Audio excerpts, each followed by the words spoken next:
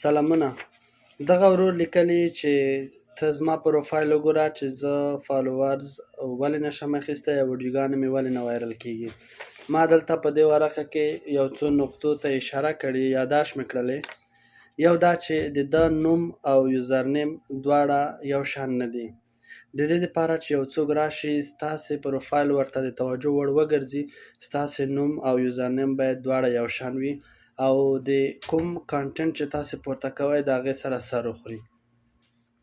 او بله نقطه چې ده د نیم په ځای لیکلي فالو می.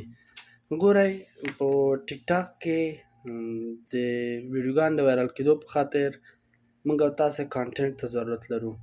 ډېر کم امکان لري چې په عذر و زاریو باندې موږ او تاسې فالوورز پیدا کړو او یا هم ویډیوګانې مو وایرل شي. نو د دې په خاطر چې کانټنټ ستاسې لیدونکي په خپله لره جذب کړي، باید په کانټنټ باندې باید کار وشي. یو بله نقطه چې باید ریلیټډ هشټیګز استفاده شي، یعنی هغه هشټیګونه استفاده شي چې د کانټنټ اړوند وي. مثلا د ده د پروفایل یوزرنیم دی فنی ویډیوز. اوس تاسې دغه هغه وګورئ، لیست وګورئ د هشټیګونو، دا ډول هشټیګ د دې مربوط باید استفاده شي. یو بل نقطه چې باید یادوري ورته وشي هغه دا ده چې کانټنټ باید په یو کټګوري کې وي. که څوک مختلف کټګورۍ څخه ویډیوګانې پورته کوي نو کم چانس د دې شته چې هغه اکاونټ فالو شي.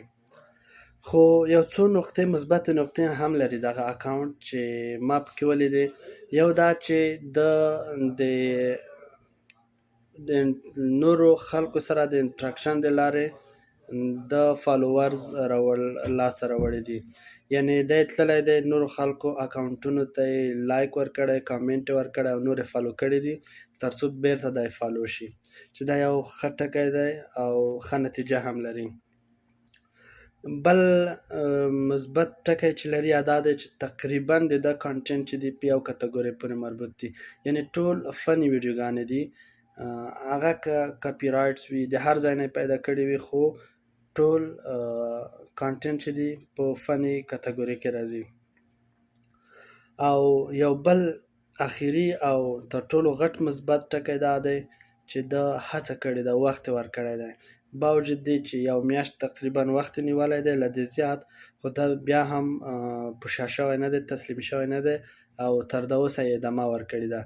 او که دا ادامه همداسې دوام ولري انشاءالله چې دی به خپل 10,000 فالوورز کرایټیریا پوره کوي او د ټیک ټاک څخه به دی پیسې وباسي. په آخر کې یادوري کوم چې شاید کوم موارد چې ما ذکر کړل 100% صدق ونه کړي او اکاونټ تر اکاونټ پورې فرق ولري او کانټنټ تر کانټنټ پورې فرق ولري.